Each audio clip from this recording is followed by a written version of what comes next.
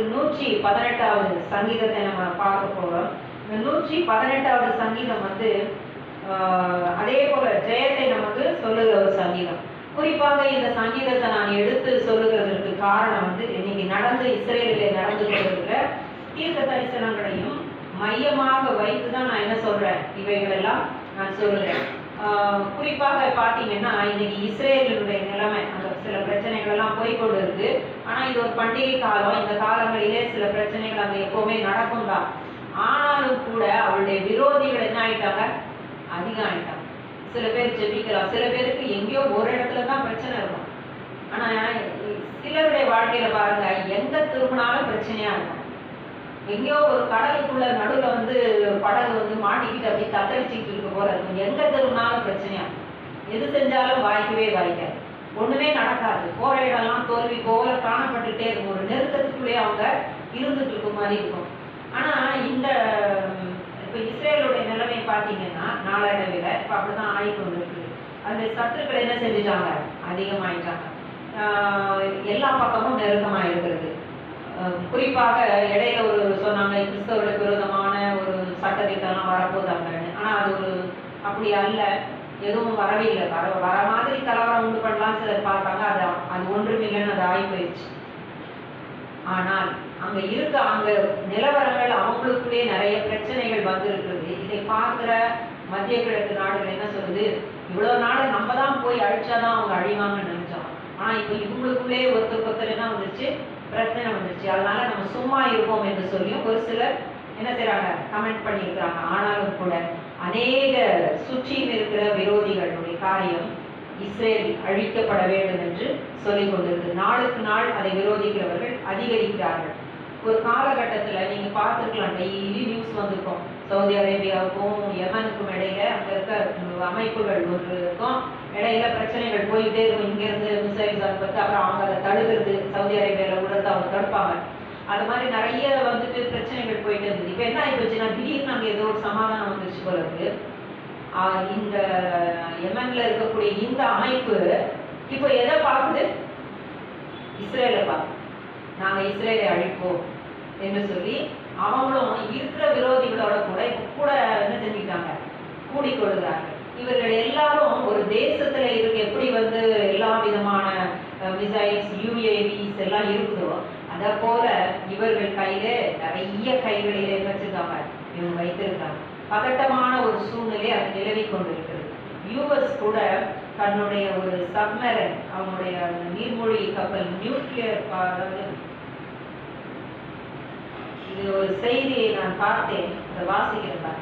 US Florida and Ohio class nuclear powered cruise missile submarine has reportedly transited the Suez Canal and entered territorial waters near the Middle East in order to support the stability and security of the region. America knows that Iran is planning something big in the area very soon. So அவங்களுடைய சப்மரனை வந்து என்ன செஞ்சுக்கிறாங்க, அது nuclear powered இதுவாக இருக்கிறது. அதை வந்து இப்போ அது அப்படி வந்துருக்கு. இப்போ எல்லாமே சும்மா சாதாரணமாக வரதில்லை, நியூக்ளியர் பவரோடு தான் வருது. ஏன்னா எசேக்கியேல் 38 யுத்தம் வந்து நியூக்ளியர் வார் சம்மந்தப்பட்டதான், இப்போ அது சம்மந்தப்பட்டதான். அதனால எல்லாருமே எதை மூவ் பண்ணி தான் கொண்டு வராங்க, இதை தான் எடுத்துட்டு வராங்க. அதே போல இன்னைக்கு மிடில் ஈஸ்ட்ல இருக்கிறவங்க இப்போ நார்த் கொரியாவில் இருக்கக்கூடிய அந்த மனுஷனோட கூட என்ன செய்யறாங்க, இப்போ கொஞ்சம் உறவு கொண்டாடுகிறார்கள். எல்லாரும் கொஞ்சம் அந்த தேசங்கள் என்ன செய்யுது, அந்த பக்கம் கொஞ்சம் திரும்பி இருக்குது. இப்படி எல்லாருடைய இதுவும் வந்து கொஞ்சம் வித்தியாசமாகி கொண்டு இருக்குது. இஸ்ரேல் மட்டும் எப்படி இருக்குது, தனித்து இருக்கிறது. அமெரிக்காவால் ஒன்று செய்கிற நிலைமை கிடையாது. ஆனாலும் கூட இவங்க அதுக்காக மத்திய கிழக்கு நாட்டில் எந்த நேரமும் எதுவும் நடக்கும், பிகாஸ் ஆஃப் ஈரான் நடக்கும்னு சொல்லி அவங்க சொல்றாங்க. ஆனால் ஈரானும் டைரக்டா இதை செய்யறதாக இல்லை.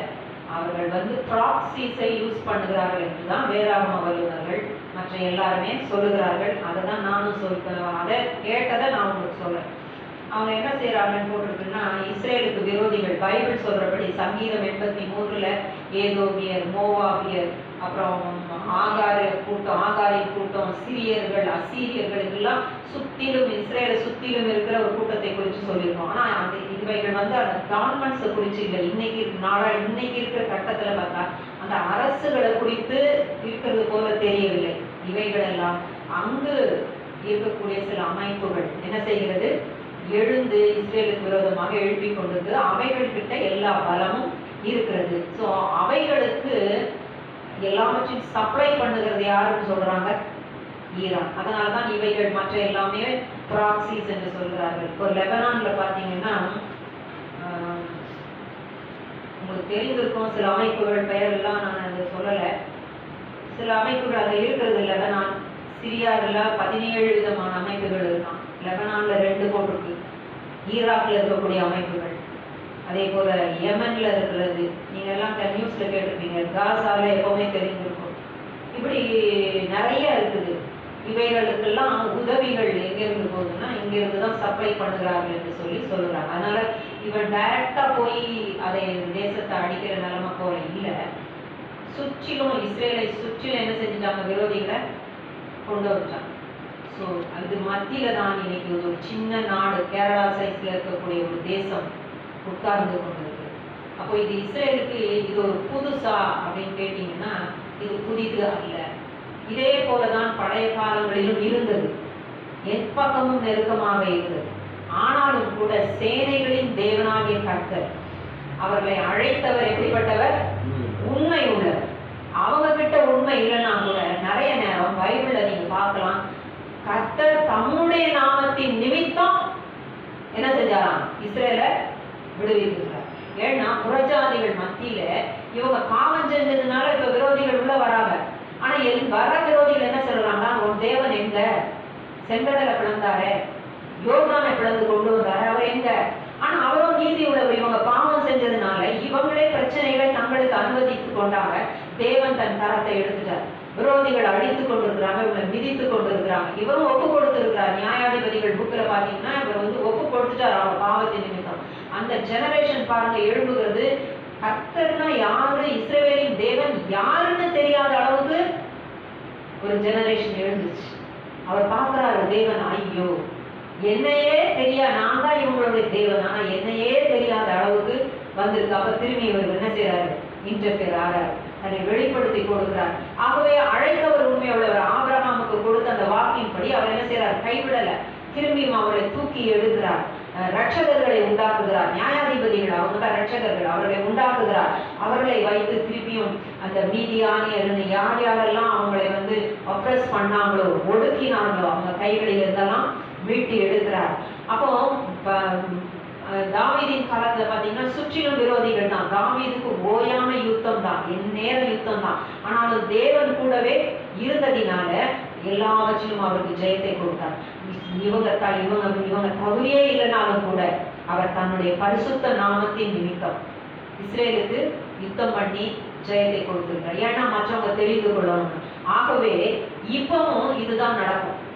இவங்களுக்கு தகுதி இருக்குன்னு சொல்றதுக்கு இல்லை. இப்ப கூட நீங்க பாருங்க, இந்த பாஸ்ஓவர் கொண்டாடும் பொழுது அவங்களுடைய வீட்டுகளிலே புளிப்பில்லாத அப்பம் வைத்து கொண்டாடும். இதை ஒரு கூட்டம் ரொம்ப சீரியஸா செய்யும் பொழுது இன்னொரு கூட்டம், நான் ஒரு ஜூ எழுதுகிறதையும் பேசுகிறதையும் கேட்டேன். தெருக்களிலே உட்கார்ந்து இந்த பாஸ்ஓவர் எல்லாம் இவங்க கொண்டாடுறாங்க, இதுல எல்லாம் எங்களுக்கு நம்பிக்கை இல்லை என்று சொல்லிக்கொண்டு அவர்கள் பிஸாவையும் அதையும் வைத்துக்கொண்டு புளிப்பில்லாத அப்பமா சாப்பிடணும், நாங்க புளிப்பான அப்பத்தை சாப்பிடுவோம், நான் we will enjoy our food என்று சொல்லி அவங்க நல்ல ஆகாரங்களை தெருக்களில் எல்லாம் உட்கார்ந்து சாப்பிட்டுட்டு அவங்க அந்த விதமாக பார்ட்டி பண்ணுகிறது போல விஷயங்களை அவர்கள் சேம் பாஸ்ஓவர் பஸ்கா பண்டிகையை இஸ்ரேல் கொண்டாடும் பொழுது ஒரு கூட்டம் இப்படி இருக்கிறது. ஆகவே இப்படிப்பட்ட நிலைமை தான் இன்றைக்கு இருந்து கொண்டு இருக்கிறது. அவருடைய நாமமும் தூஷிக்கப்பட்டு கொண்டு இருக்கிறது. ஆனாலும் கூட இது நிமித்தமாகவே அந்த நெருக்கங்கள் வரதான் செய்யும். ஆனாலும் கூட அவர் அவங்களுக்காக யுத்தம் பண்ணுவேன் தான் சங்கீதம் 83 சொல்றார். புறஜாதிகள் அறிந்து கொள்ளத்தக்கதாக இது நிமித்தமாக யெகோவா தேவன் யார் என்று மற்றவர்கள் அறிந்து கொள்ளுவார்கள் என்று சொல்றார். அப்போ சில வார்ஸ் எல்லாம் அவர் அனுமதிக்குதான் போறாரு. அதுக்கு எல்லாம் ரெடியா இருக்கு. இவ்விதமாக சில அமைப்புகள் எல்லாம் இருக்கு. கண்ட்ரிஸுடைய கவர்மெண்ட்ஸ் என்று சொல்லுகிறதை விட அமைப்புகள் எல்லாம் என்ன செஞ்சுட்டு இருந்து ரெடியா இருக்குது. ஒரு காலகட்டம் வந்தா இவர்களே அரசாங்கங்களாக வந்துட்டு அரசுகள் அமைத்தாங்கன்னா இன்னும் ரொம்ப ஈஸியா போயிடும். இந்த தீர்க்க தரிசனங்கள் எல்லாம் நிறைவேறத்தக்கதாக வந்திருக்குது. இந்த சங்கீதம் 118 நீங்க வாசிப்பீங்கன்னா அதுல போட்டிருக்கோம். அதோட மாத்திரம் இல்லை, பயங்கரமான இப்போ கொஞ்ச நாட்களா சைபர் அட்டாக்ஸ். இஸ்ரேல் வந்து எல்லா பக்கத்திலும் வந்து ஒருத்தர் சொன்னாரு 250 more than 250,000 மிசைல்ஸ் இந்த ஃபியூ மந்த்ஸ்ல வந்திருக்கான். 2,50,000க்கும் அதிகமான மிசைல்ஸ் வந்து அவங்களை ஹிட் பண்ணிட்டு, ஆனாலும் அந்த தேசம் அழியவில்லை. ஹல்லேலூயா. அப்போ சேனைய வேதம் என்ன சொல்கிறது? இஸ்ரவேலை காக்கிறவர் உறங்குவதும் இல்லை, தூங்குவதும் இல்லை, இன்றைக்கும் கிருபை செய்கிறார். அப்ப எல்லா பக்கத்திலும் நெருக்கமா அவர் உறங்குவதும் இல்லை, தூங்குவதும் இல்லை, இன்றைக்கும் கிருபை செய்கிறார். ஏன்னா அவர் நமக்கு நம்மளால எல்லா நேரமும் மூச்சுக்கிட்டு கவனமா நம்மளால இருக்க முடியாது. ஒண்ணுல தப்புனாலும் இன்னொன்னு நம்ம கால் மாட்டிக்கும். ஆனால் இவர் என்ன செய்யறாரா? பாதுகாக்கிறார். இன்னைக்கும் பாது எவ்வளவு ஆச்சரியமா இருக்குது. நான் கேட்கும்போது எனக்கு அவ்வளோ அற்புதமா இருந்தது. எப்படி இது மத்தியில எப்படி இந்த ஜனங்கள் திரும்பியும் ஒரு கூட்டம் இஸ்ரேலுக்கு வந்துட்டு தான் இருக்கு. ஒரு போன வாரத்துல ஏதோ ஒன்று கேள்விப்படும்போது அந்த ஊழியக்காரர்கிட்ட எல்லாம் ஃபோன் பண்ணி சொன்னாங்க, ஐயா நீங்க இவர் ஜப்பான்ல இருந்தாரா, ஐயா நீங்க தயவு செய்து இப்ப போயிடாதீங்க, அங்க ரொம்ப பதட்டமான நிலைமை, ரொம்ப அடிச்சு இதெல்லாம் நடந்து கொண்டு இருக்கு அப்படின்னு சொல்லும்போது உங்களுடைய பிள்ளைகள் எல்லாம் நீங்க காத்துக்கொள்ளுங்க சொன்னாராம். இந்த நேரம் பார்த்து என்னுடைய குடும்பம் இஸ்ரேலிலே இல்லை, எல்லாரும் வெளியில இருக்காங்க, நாங்க மெதுவா தான் உள்ளுக்குள்ள வருவோம். அப்ப அந்த அளவுக்கு நெருக்கங்கள் அங்க போய்கொண்டு இருக்கு. ஆனால் அந்த தேசம் அழியாதபடி அவர் காக்கிறார், அந்த ஜனங்களை அவர் காக்கிறார், அவங்க மேல அவர் கிருபையா இருக்கிறார். ஒரே காரியம் தான் ரோமர்ல போட்டிருப்பாருங்க, இவங்க சுவிசேஷத்தின் நிமித்தம் எப்படி இருக்கிறாங்க? கர்த்தருக்கு பகைஞரா இருக்கிறாங்க. இவங்க சுவிசேஷத்தை ஏற்றுக்கொள்ளல, இயேசுவை மேசியா என்று ஏற்றுக்கொள்ளல, அதனால தேவனுக்கு பகைஞர்கள் தான் இவங்க. ஆனால் அவருடைய முற்பிதாக்களின் நிமித்தம் அன்பு கூறப்படுகிறவர்களாக இருக்கிறார்கள் என்று சொல்லி ரோமரிலே நம்ம பார்க்கிறோம். பவுல் அதை எழுதுகிறார். அப்போ ஆபிரகாம், ஈசாக்கு, யாக்கோபுக்கு கொடுத்த வாக்குத்தத்தங்களை இன்னைக்கும் தேவன் நினைத்து அந்த ஒரு கூட்ட ஜனத்தை, அந்த தேசத்தை அவர் காக்கிறவராக இருக்கிறார். அவர் உண்மை உள்ளவர். அப்போ ஆபிரகாம், ஈசாக்கு, யாக்கோபு, ஈசாக்கு டைம்லாம் இயேசு கிறிஸ்து வரல, ரத்தம் சிந்தி ஒரு வாக்குத்தத்தம் ஒரு அங்க பண்ணல. ஆனால் நம்மளை பொறுத்த வரைக்கும் அவருடைய ரத்தத்தினாலே மீட்கப்பட்டவர். அப்படிப்பட்ட ஒரு இஸ்ரேலுக்கு அவர் இன்னைக்கும் வாக்கு மாறாதவராக இருந்தால், அவருடைய ரத்தத்தினாலே மீட்கப்பட்டிருக்கிற நம்மை அவர் கைவிடுவாரா? அவர் விட்டுடுவாரா? விட மாட்டார். நம்மை சுற்றிலும் இருப்பது மாத்திரமல்ல, அவர் நமக்குள் வாசம் பண்ணுகிறார். பரலோக ராஜ்யம் நமக்குள் இருக்கிறது, தேவனுடைய ஆளுகை நமக்குள் இருக்கிறது, எல்லா வாக்குத்தத்தங்களும் நம்முடையது, எல்லா அதிகாரத்தையும் அவர் நமக்கு கொடுத்திருக்கிறார். ஒன்னே ஒண்ணுதான் வேணும், விசுவாசம். நீ விசுவாசித்தால் தேவனுடைய மகிமையை காண்பாய்ன்னு சொன்னார். இப்ப நம்ம எதுல போயிட்டு இருக்கோம்? சின்ன சின்ன பிரச்சனைகள் வரும்பொழுதே நம்மளால என்ன செய்ய முடியல, தாங்கிக் கொள்ள முடியல. இந்த 118வது சங்கீதத்தை நம்ம வாசிச்சா இன்னைக்கு இந்த இஸ்ரேலுடைய நிலைமை பார்க்கலாம். அதோட இன்னும் ஒன்றையும் நான் சொல்லி முடித்து விடுகிறேன். பொருளாதார நிலைமை வெளிப்படுத்தல சொல்லியிருக்கு பாருங்க.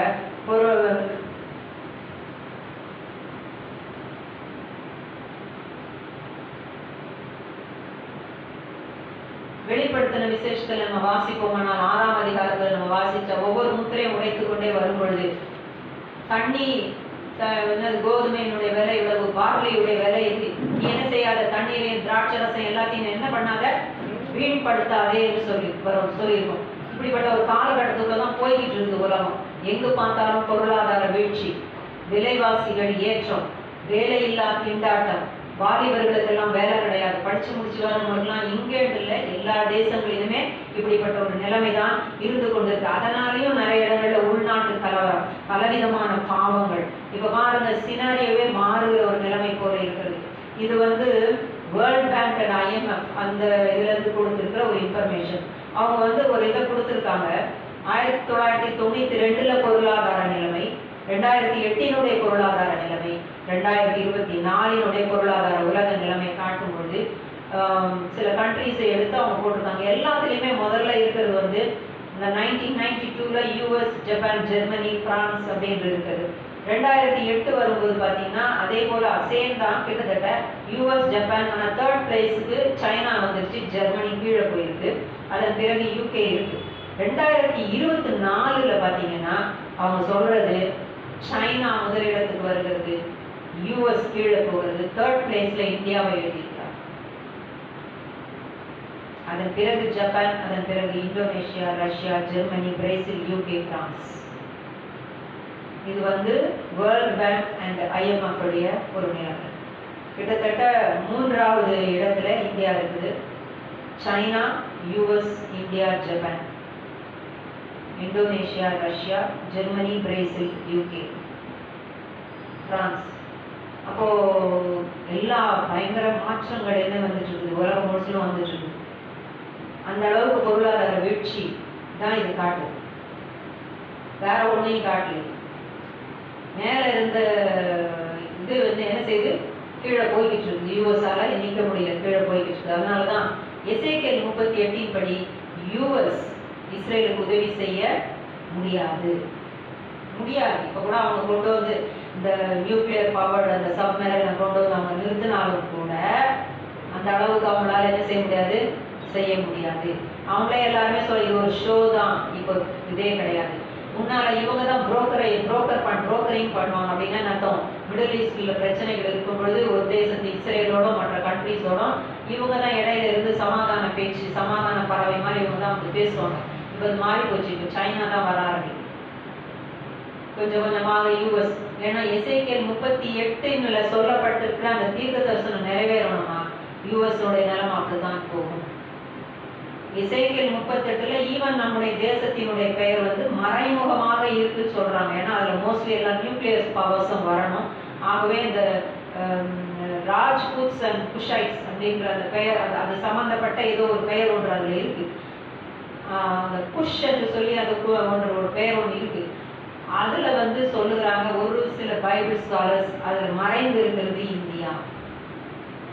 ஆகவே அந்த வார்ல இதுவும் இருக்கும் என்று சொல்லிதான் சொல்லுகிறார்கள். ஸோ மொத்தத்தில் இப்போ நம்ம பார்க்கும்போது இந்தியா தான் மேலே வர நிலைமையில இருந்து கொண்டு ஜப்பான் இல்லை, சைனா, US, அதன் பிறகு இந்தியா. ஸோ நிறைய மாற்றங்கள் இப்படி வருகிறது.